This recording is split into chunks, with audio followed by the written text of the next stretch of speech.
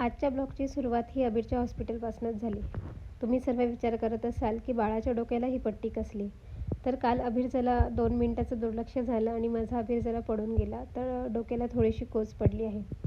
Touchwood अबीरला कधी असं आजारासाठी दवाखान्यात तर काही घेऊन यावं नाही लागलं. पण भाऊचे पराक्रम असे असतात की 11व्या महिन्यात ते असंच डोक्याला लागलेलं होतं आणि आजही असंच डोक्याला लागून गेलं.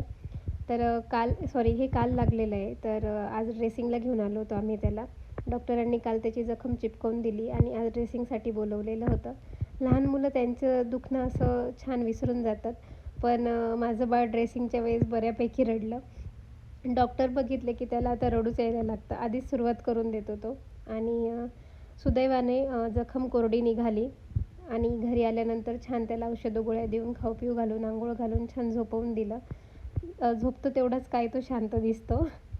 तो झोपला आणि मी माझ्या कामं आवरायला सुरुवात केली.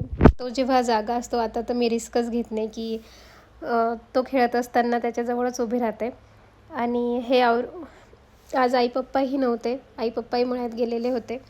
मग मी तो झोपला तर पटापट माझी कामं आवरून घेतली. म्हणजे उठल्यानंतर माझ्या अबीरला प्रॉपर मला वेळ देता येईल आणि आई-पप्पा नसले की मग प्रॉपर लक्ष द्यावंच लागतं. ते दोघं असले की ते दोघांपैकी कोणी ना कोणी अबीरसोबत असतं. त्याच्यामुळे मला काही टेन्शन राहत नाही. पण ते नसले की मग लक्ष द्यावं लागतं. आज गाजराच्या हलव्याचं मला शूट करायचं होतं, पण ते काही झालं नाही. मग छानपैकी हलवा बनवून आम्ही मायलेकांनी हलवा खाऊन असा संपवला आमचा आजचा दिवस. Thanks for watching. Please subscribe.